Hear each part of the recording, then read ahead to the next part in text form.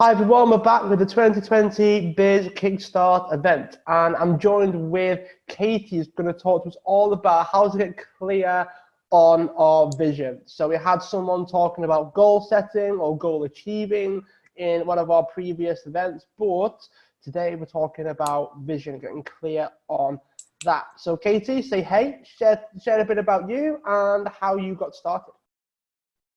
Hey, thanks for having me, Mike. I'm Katie. I am a life coach for mom business owners or entrepreneurs, and I help take them from this crazy lifestyle that we live, trying to manage kids and a family and the household and run a business at a time. And I help them find systems and patterns so that we can live a calmer, happier, and more balanced life, really. Nice. So when it comes to getting clear on our vision, and I imagine that could be one of the first things that you help people with. You know, you need to get clear on a vision before there's no point in taking steps in the wrong direction, I guess. So Yeah. what are some of the benefits of being clear on a vision? Like where do you want to go? Mhm. Yeah, you're right. That is one of the very first questions that I will ask people when I jump on a call with them is, we usually touch base of where are you now and kind of what is like your dream lifestyle? What is your big vision? What are your goals? What do you want to accomplish? How is your ideal life looking to you? Like what would you like to be doing every day? So we talk about that because, knowing that and having clarity on that is so important for having that roadmap as much as you can. You won't know exactly what steps you need necessarily to get there all the time. That depends on the situation. But it gives you some direction and it gives you, it keeps you motivated because if you're making changes, that's challenging. That's why a lot of people don't do it because it's hard. Yeah. And we like to stay in our comfort zone, even if it means we're not super happy in it. So when we can have that vision and we can get more clarity on that and really connect in with that as much as possible, it keeps us motivated. It keeps us wanting it more than where we currently are. Is the whole clarity thing to do with trying to push through even when like we're not overly happy right now? Because you mentioned that, like, if it's hard, you're not currently happy because you're trying to push forwards and make changes, and it can be uncomfortable, right? Like, it can be tough, it can Mhm. be something that people even try to avoid sometimes. The whole Definitely. of do what makes you happy and do what you're passionate about. Well, maybe not in the first instance. Like, sometimes you've got to do what your vision wants you to do or encourages you to do, even if it's not comfortable now. But is that something that is the case? Is that true? Is that not true? I mean, where would you put the whole idea of maybe you don't have to actually be comfortable and overly happy right now because you're staying true to the vision? I always remind my clients that it's not about getting from A to Z right away. It's really about A to B. So this is where we are, no matter what that looks like. Like, even if you're like not even disappointed in your life and it's going okay, but you still know that there's better and that you have more potential and there's more things that you can do, then you can still make those steps. You can still be, and I think any human being has this. Like, we never meet our full potential. There's always growth that can happen. So having this vision is good for anyone, and really focusing on those little tiny steps to get us there, which I will admit that I am not very good at myself. Well, I mean, the one of the best things about potential is that we never achieve it, do we? That's the nature of the word, right? Potential is possible, right? So Yeah.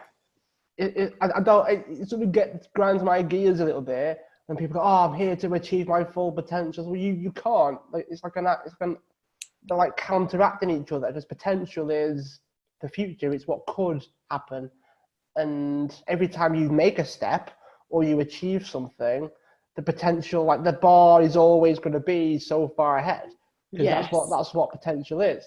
So it drove me insane when someone first told me that, and I was just like, why do you even help people do something that they're never going to achieve? It makes no sense. Yeah, it's so true.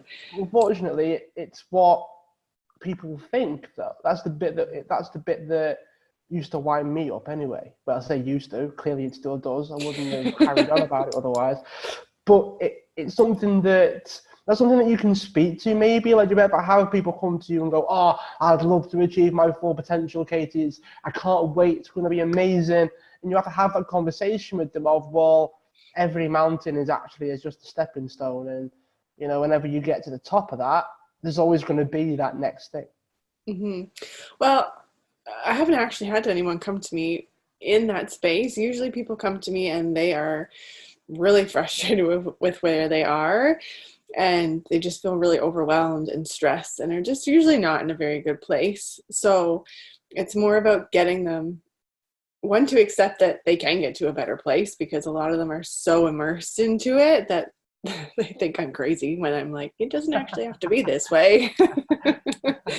It's really hard for them to believe. So just focusing on getting them to a place where they can breathe a little bit more, and that it's not always go, go, go, go. And, something as simple as their to-do lists are super, super long, and they just feel like every single thing that they do from the second they wake up until they go to bed is a necessity.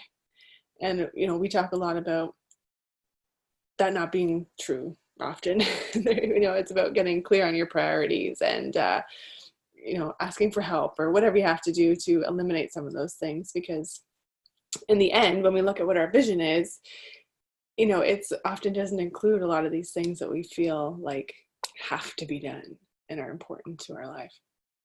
It's an interesting point as well, where sometimes getting clear on this vision might not actually make you feel good either, because you realize that it doesn't fit the current reality, if you will, doesn't fit the vision. Like, they're not, like, the way things are right now is completely different, like worlds apart from the vision that you have. Now, I'll tell a bit of a story of my of my vision when I had one many, many moons ago. It was about I can remember bits of it, but not all of it. Ultimately, it was a world tour that I went on for a book that I wrote, and it involved stadium tours around the world, right? When I was younger, I had a very, very, very crazy imagination. So I'm going to write a book, though, and I'd fill stadium tours around the world, and my head just went, oh my dear God, what on earth have you just signed yourself up for? Oh my. So that's what happened to me. When you get clear on, well, if you get clear on the vision kind of happened to me almost. I sort of went, okay, 10 years from now, how do you want it to be? And my head just threw this vision at me straight away. And then afterwards, it was like, oh my God, excited, and yet the stories start happening. The whole what ifs start happening. Yeah. So speak a little bit about some of the potential negatives of getting clear on the vision. Because a lot of people go, okay, getting clear on the vision, yeah, great. I can sit down and meditate on a lotus leaf and then we'll see what happens. Well, until people realize that, this can actually yield some negative results in the beginning, i.e. how it impacts you. Like, it isn't all sunshine and rainbows. So share a bit about that. Share a bit about when you get clear on the vision, what can happen. That's a very interesting point that you mentioned that. And yeah, I mean, I think when you dream really, really big and you give yourself the space to do that, it can be almost overwhelming to be like, who am I to do that? Like, that is never going to happen. And I think the important part with that is to realize that, first of all, you're not that person right now, because otherwise you would have achieved that already. So that's okay. Be compassionate with yourself. And that if that's truly what you really, really want, you can do it. You can get there, but it's okay that you're not there right now. You're not supposed to be there right now. And again, it's about that A to B. It's about these small steps to get us there. And it might take, 6 weeks, and it might take 6 years, and that's okay.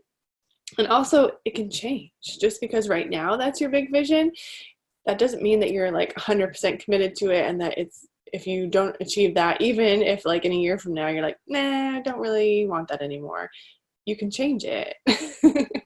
It's totally fine. It's your life. It's your vision. It's you're the driver. You can take that wherever it wants to go. So, if this is what you want right now, then let's start making our way towards that. And even if during our process together you think, actually, I tried that and it wasn't what I thought it was going to be, or whatever, that's fine. So what do you want now? What about it, that vision originally was what really drew you into that? Because sometimes it's not a book tour or whatever, but maybe it is about getting up and speaking in front of people. Maybe it was something that you just needed to tweak a little bit, but you had to have these other experiences in order to figure that out first. One of the things that I was always quite curious about was how it's never exact, is kind of where I'm going with this. So, like the whole book tour and the stadium tours and it being worldwide, and it was like, this was just about when Facebook was taking over our lives. So it was about 5 or 6 years ago. And it was like, yeah, it would be amazing. And that's part of why I left the old personal training job, was I had the vision and I thought, it was one of those things of, well, I can't do that and be at the gym and do this. So there was a lot of conflict going on at a point where it was like, if you really want to do this, like you've got to go for it then. Like you can't sit around doing the same things, because you're just going to have the same year as you did last year if you keep doing the same things. So I was like, right, but how is it actually going to look? Is it going to be stadium tours in 10 years from now? Because, now we're talking, it's about 5 years from now, give or take. And the thing to think about is I've already gone worldwide in lots of ways. So this chat now is Canada. I've got clients. I've got, I speak to people in America, UK, Europe, Russia, Australia. So in theory, I'm already doing that. I've achieved that, but it's not exact. I still speak around the world because people have like Facebook groups now. People have their own podcasts, different audiences in different countries. I've got like 3 or 4 podcast interviews like between now and next month. That's what it is. Like that, it's the same thing. It's still, it could even be a stadium depending on how big their audience is. It's a tour around the world, how my vision was, but not exact. And that was the bit that I had to, personally, I had to accept that. I had to be okay with it not being exact, but still ticking boxes that were important. So, but as you said, you've got to take bits from it. So mine was speaking. Mine was helping more than one person at a time. That was the whole, speaking on stage was one thing impacting loads of people. That was my sort of, that was the draw, because I already help people on a one-to-one basis. I already help people in a group setting. The whole thing in my head was, I want more. That was the thing in my head. I want more. It's not that I didn't like what I was doing. It got samey. It started to peck at my brain a little bit, and I just thought, I want more. There's no other sentence. There's no other conversation. There's no other try and justify it to the whole world. Like, it was not. I just want more. So, period. I just want more. Yeah. So that was the thing for me. It was about, once you get clear on it, sometimes you don't have to justify it to yourself. We don't have to stick to it. That was one of my personal needle in the foot almost, around visualizing stuff. So I used to love sitting down or lying down, closing my eyes and picturing stuff. I used to love all that. I used to sit there and like, oh my God, this is amazing. And then I go, well, but it never really ends up that way. No. Now, it's true. A few years ago, I was like, I used to hate it. I used to tell people, stop visualizing, because you hold on to the vision too much. You hold on to it far too much, and you start kicking yourself because you never really get there fully 110%. And what I used to do is I used to turn things down that weren't what the vision was. Even if they were still helpful, even if they were still beneficial, I will go, no, because it's not this way.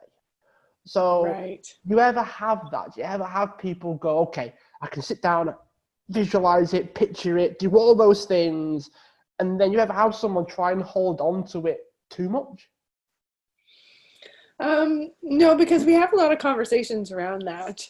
And I think that you're right. I think that I think the vision is really important because, let's say you hadn't had that vision of you wanting more, you would never be where you are right now, likely, right? Or as quickly as maybe you got here. It is that push to be like, okay, let's see what I can do. Mm-hmm. But being open to that navigation and that things might change and you might take a different route.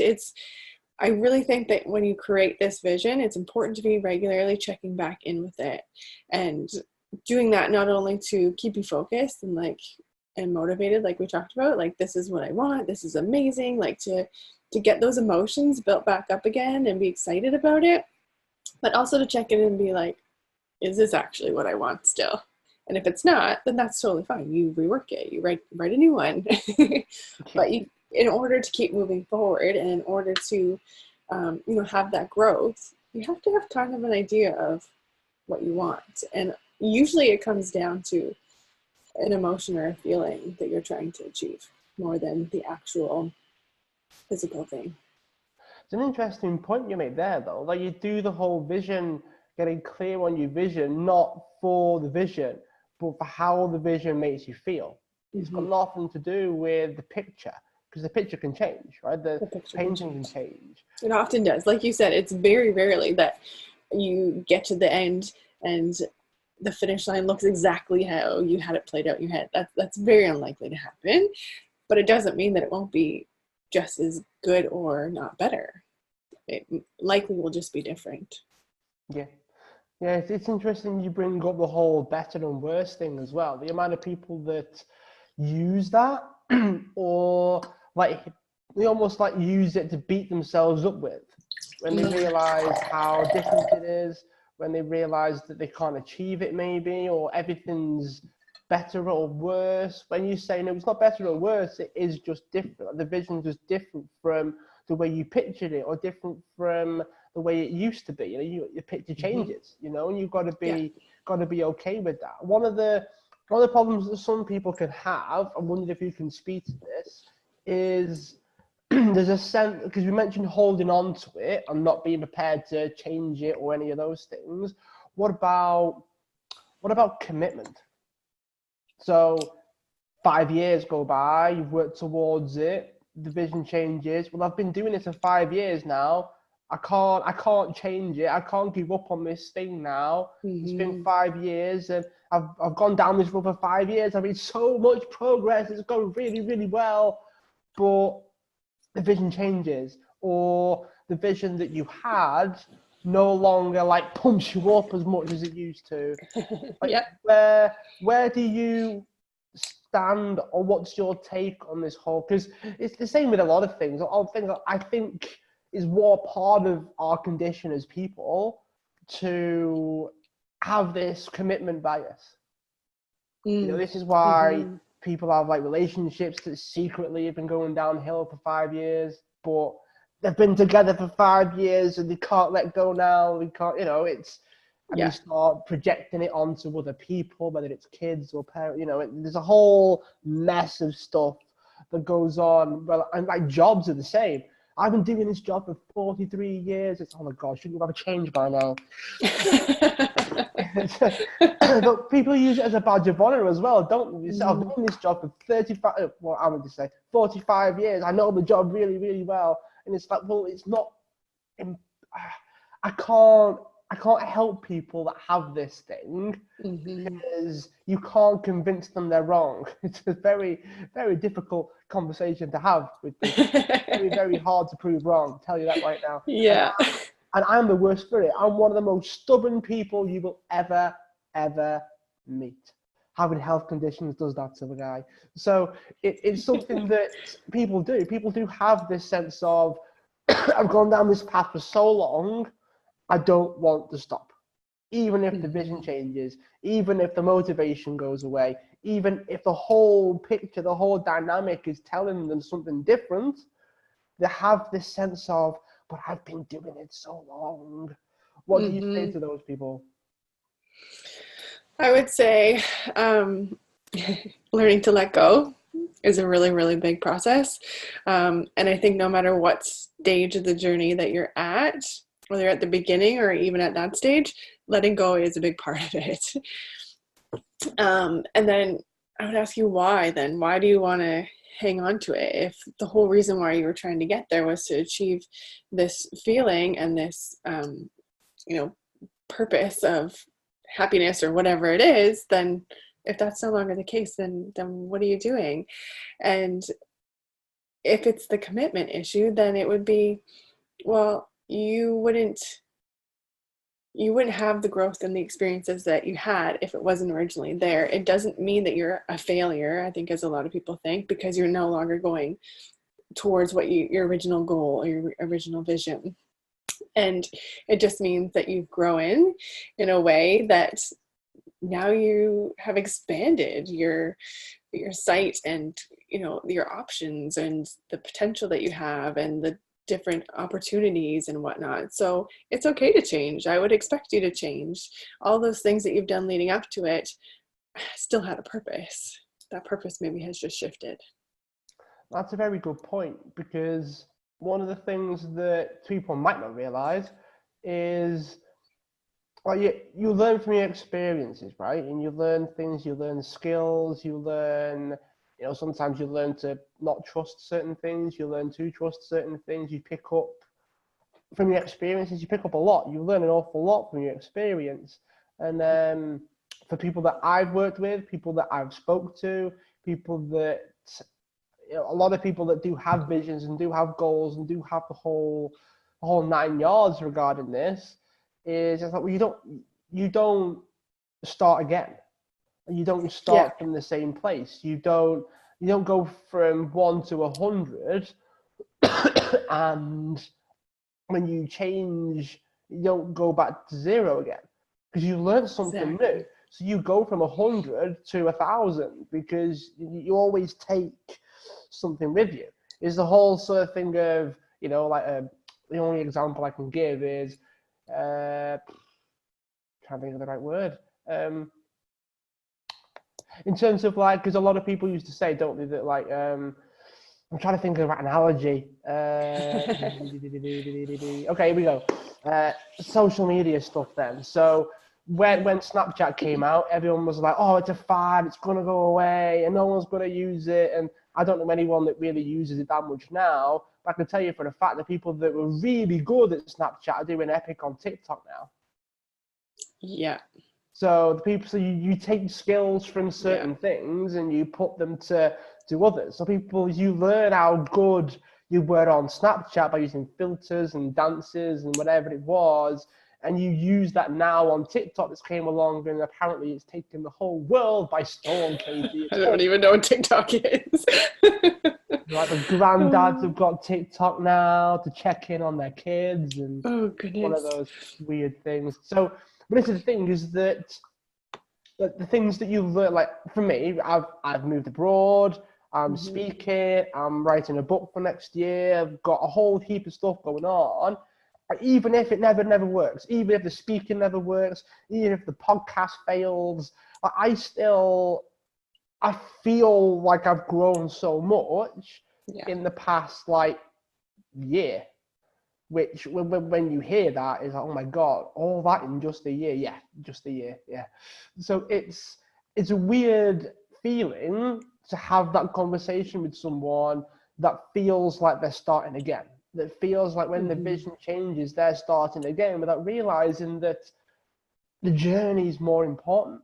That the process of getting to the vision is more important. But does the how matter? With that in mind, when you think about the vision and everything else, does how you achieve the vision matter? In that, given that we'll probably very rarely, we never really get to the end, do we? Even if you get to your sort of, you make it in 5 or 10 years, if you're still alive, you're going to do something else.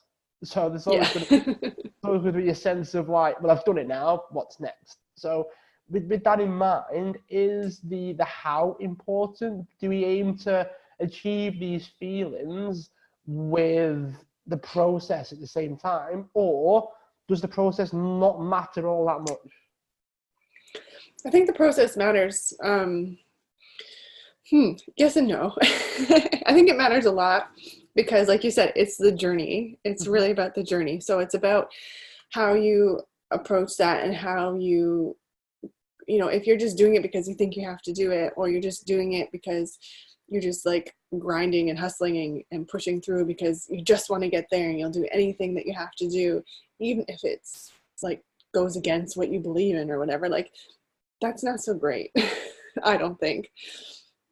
I think as long as you're going along that journey and it still feels good, even though when I say that, that doesn't mean like you don't push yourself outside of the box and outside of your comfort zone, like that's necessary too, but like as long as it's still fairly aligned with your everything, then it's okay. It doesn't matter what that looks like.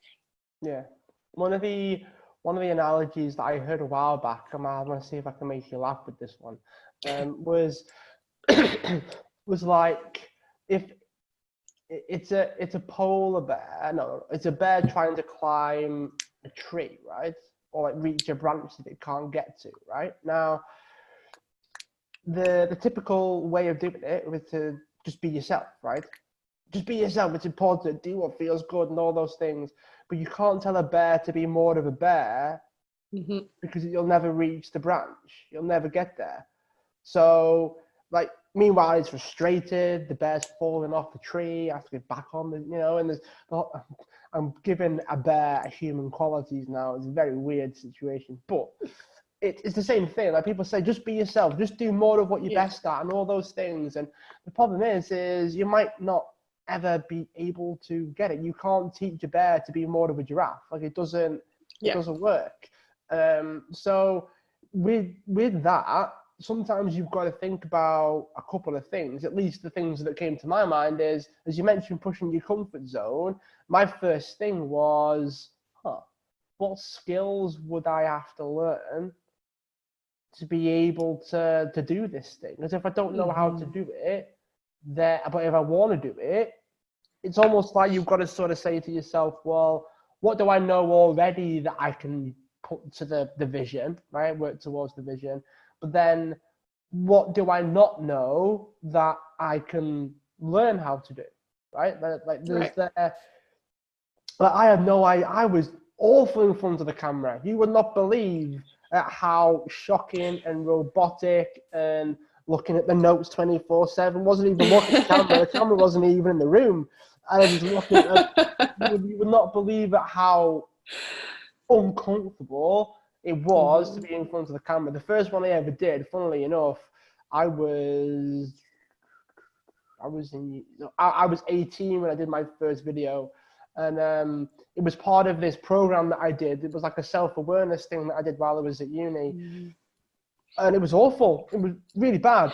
And he turned around to me and he said, I want you to watch it. And I was like, you've got to be kidding. Oh, you want me to watch back my own video? I didn't even know what I'd said. I can't remember what I did. I have no idea. But now, like, you wouldn't think I was that bad. You wouldn't have thought that was a reality. And it was more than a reality. It was shocking as well. So that's some of the things that some people might actually experience as well. The whole, I don't want to be online. I hate doing videos. I don't want to, everyone's doing videos and live streams now. And it's all over the place and everyone's showing up and doing all kinds of stuff. But the thing to think about, getting back to what we said about the whole comfort thing, is it doesn't have to be comfortable forever, does it? It doesn't have to be comfortable forever. It doesn't have to be uncomfortable forever. Yeah. But it's not going to be comfortable all the time. It shouldn't be. Otherwise, you're not growing. You're not pushing yourself at all, and you're very unlikely to reach your vision. I guess that would that be one of the how can I put it, justifications for being uncomfortable? So like if you're gonna be uncomfortable and it is gonna be hard and you are gonna have to push yourself, does that vision encourage people to start doing that kind of thing? Yeah, I think so. It gives you that motivation to continue showing up even when you're like, I don't know if I want to. This like isn't how I normally do things. And it's like, yeah, but I really want that. So I'm going to do it. And maybe I really don't like speaking in front of camera, like you said, but I want to be speaking on stage in front of people. So I better get used to it and work on my speaking skills. If your vision's not strong enough, if you don't want it bad enough, you're not going to do that, which would make me ask you to rework your vision then, because you need something that is strong enough to push you forward in those tough times, in those times where you're like, oh, that makes me really uncomfortable. You need to want it more than where you're currently at. Yeah, no, that makes perfect sense. It's almost like that's the vision that pulls you forwards, I guess. And I saw a picture the other day of it was a spiritual thing that drove me nuts. I like the spiritual side, but I have limits, right? I have the whole sort of, oh come on, that can't be right. So it was a weird thing because it was a picture of like the universe, right? We'll probably have to discuss that another day. The universe like pushing someone towards their goal, and there was the cartoon guy or girl was like freaking out, being pushed towards the goal, and the caption was like, you're experiencing, you're getting what you asked for, whether you like it or not. And I think that's something that sometimes can be relevant to this, can't it? Because if you're working towards it and you're trying to learn new skills and it's uncomfortable and eventually it becomes comfortable and you start realizing, you start knocking walls down when you get clear on the vision and you start realizing, oh, I can do it. That's when people do tend to start to freak out. They do tend to start to question everything. So I'm very, very conscious of the fact that we're starting at the end and gradually making our way to the beginning. So I've got a funny feeling my last question is going to be, so how do we get clear on this thing? So when it happens and we do start to realize that, hey, we can do this, that's sometimes when we can start to freak out a little bit as well. Like it's not, because it's like a lot of people have experienced this, and I know I have as well, whereby that's the worst feeling in the world. That is the success. That is horrible. It feels disgusting. Because for me, when it happened to me, I questioned everything at that point. I questioned whether I was good enough. The actual situation started to contradict all of the negative thoughts that I had. And that's the bit that I started to freak out. That's the bit I really started to think, oh my God, what else isn't true that I've been telling myself for God knows how long? And I just felt my brain melt. Have you ever experienced people that have had that, where they start to make progress and they realize that I'm getting momentum now, this is moving forwards, and that's when they tend to feel a little bit fragile? I experienced that. So I can speak on that from a personal level. I can relate to that. And I would say generally when that starts to happen is the time when I wouldn't say necessarily stop what you're doing, but you do need to take a step back, whether that's for like 10 minutes or whether that's for a day or whatever. But if you're so in your head and it's starting to take over in a really negative way, it's time to just take that deep breath and step back again and go and do something completely different, whether that's, going for a walk or go and have, coffee with friends, but just switch things up and then slowly tap back into, again, how do you want to feel? Is this right? Like, yes, it is, or no, this is like really, really not what I want. and do that check-in from a calmer place. Because there's going to be moments when people are watching this whereby their reality relates to what they're thinking, right? Mm-hmm. There's the whole sort of, okay, well, I'm getting the outcomes that I'm happy with, well, that I'm mentally happy with, because they think certain things and the results happen, and then they go, yep, that's what I wanted, or I get what I asked for, so to speak. And when that becomes different, or there's a definite contradiction there, right? You can tell yourself you're amazing and nothing's working. It's the same sort of thing. Mm-hmm. But when you start telling yourself things like, can I do this? Is it working? Am I good enough? All those things. Meanwhile, you're getting more yeses than nos, and your head just explodes, and you're getting invited to such and such a speaking event, or you get to, do whatever it is, right? You get more yeses to your asks than nos. Mm-hmm. Meanwhile, your head is saying, but you're not good enough. Like you don't deserve this. Like what on earth's going on? Meanwhile, the whole world is bending because secretly you do want it, and that tends to be what happens for a lot of people. And if anyone's watching this, well, for a start, you're not alone, right? Both Katie and myself have had the same experience, and it's Yeah, scary because I hate roller coasters as well. me So too. yeah, people watching this going, but I love roller coasters. It feels like a roller coaster. You feel like you're being taken there, whether you enjoy the ride or not. And I think when Katie said, you've got to take a step back, you've got to slow down a little bit, is a part of that to do with the whole enjoying the journey part, so that you don't stop yourself? Like what would the purpose of taking the step back be? I think so. I think, just in general in our lives, we have this process of just being too stuck in our heads. We're not able to be present in what's going on around us. I mean, if you don't learn to slow down and learn how to be more present, and to, just take a minute to see what's going on around you, you'll reach your vision and you won't even realize it. Yeah. Right? So it's really, really important to learn to just, do daily check-ins if you want, and just say, how's things going? Am I feeling good today? Am I not? And that's okay too. And enjoy that process and celebrate your wins, and reach out and ask for help when you need it, because maybe that's a point when you're like, I just need to talk to someone who will talk me back into this and tell me how awesome I am. Or maybe I just need to go and read all my customer testimonials that told me that I actually know what I'm doing. Which again, I can relate to. Yeah. So yeah, I mean, I find as well that's really helpful what you said there about the daily check-ins, about, if you do start to feel that negative pull, when you start to get clear on the vision, or the vision changes, the number of things that we've spoken about today, having that gentle reminder, that gentle kick of, hey, you do know what you're doing, or hey, you are on the right path, or there's that sense of, sometimes we can lose ourselves in it, can't we? We can lose ourselves to a certain degree.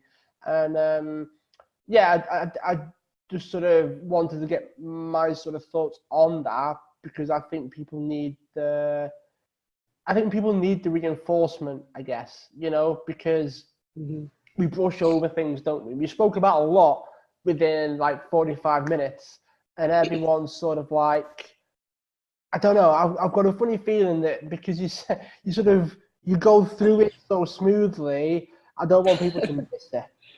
So I think it does help to get that reinforcement from anything. Mm-hmm. If you're feeling like, oh my God, what's happening? Can I do it? Everything's changed. My whole life is over. Sometimes just reading that nice email that you got from a client the other day could be enough to go, oh, okay, I'm on the right path. Like I am doing okay. I think I think that's something that people don't do a lot of. I don't think people do that enough. Especially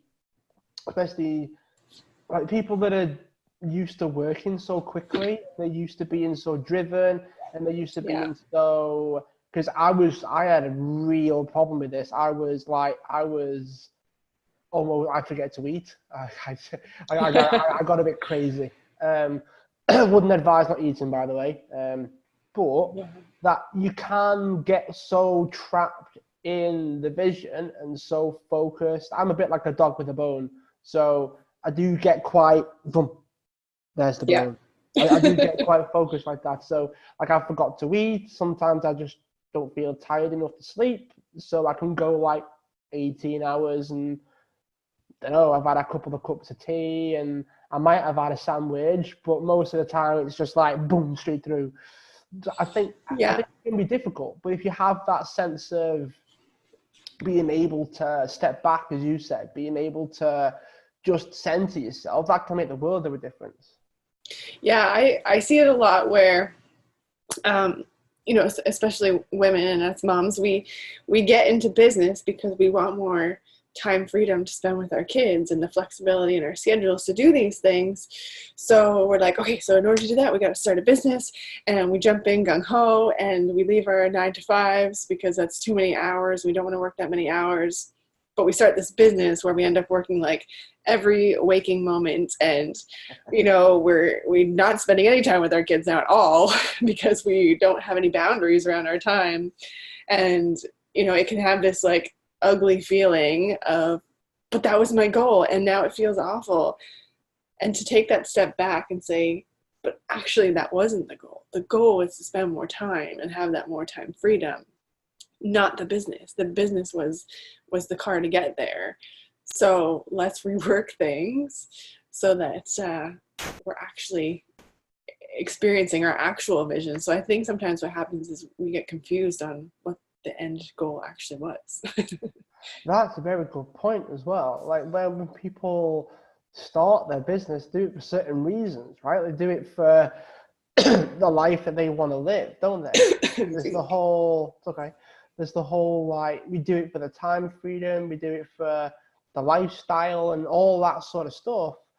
And sometimes we do forget that. We do forget that, you started the business for the freedom that you wanted, but you gave yourself a job that was worse Yeah. than the job that you had before. Just then getting back to what we said before is that you've got to enjoy the journey. You've got to make sure the journey is the right one, not just, oh, I'll start a business. So it's a very interesting point because I don't think enough people realize it. I think that happens to like everyone I talk to. That happens to. When I say a lot, I mean everyone I talk to. And it's really, really important. And even my coach will say to me like, okay, so like, what's your vision? Who's that person that you need to be? Start implementing that stuff now. If that person has boundaries around their time, then you need boundaries around your time now. Don't wait until you've made it, because like that's going to make it stressful. That's going to bring in that resistance of you getting there. So the more that you can bring in, the easier and more fun that journey will be, and more enjoyable, and it'll just be a smoother, happier process, I think, all around. Yeah, for sure. I completely echo that. So, last question. We probably should have started with this question. What are the ways that we can actually get clear on our vision? Because because you mentioned writing it down before, you sort of touched it very briefly. Good job, my memory's working today. You mentioned we can write it down. I mentioned visualizing it. Is it just those two, or would you recommend a particular process for this? You can do it however you want, I think. It's something that some people will be able to sit down and write out, or like you said, visualize right away. Like they know that's something they've been dreaming about their whole life. I envy those people. But some people just know, they're so clear on their vision. They're so clear on the life that they want to lead. And that's wonderful. If that's you, that's wonderful. But some of us don't have that. So it's about taking time out, I think, to give yourself the opportunity to dream a little bit and to think about what that might look like. So whether that's just brainstorming on a piece of paper, whether that's sitting down and visualizing, maybe you just start off by being more present in your day to day and start recognizing what things you're enjoying and what things you're not. You know, it can be anything that you want it to be. It's just about being intentional about giving yourself the space to dream and to dream and see what you want and dream big. I think we put a lot of restrictions on ourselves. So, you know, maybe you won't achieve that. Like you said, you're big, you know, standing in front of auditoriums and chatting with people, but that's okay. It's not like, it doesn't matter if you achieve it or not. It's giving yourself the space to do that so that you have the space to grow and to have new exciting experiences that, you know, will really impact your life in a positive way. Yeah. Or as some people like to call it, unleash the inner child, Katie. Yes. Yeah. Let go of all that, you know, the self-doubt and all of the negative voices and, you know, why would I do that?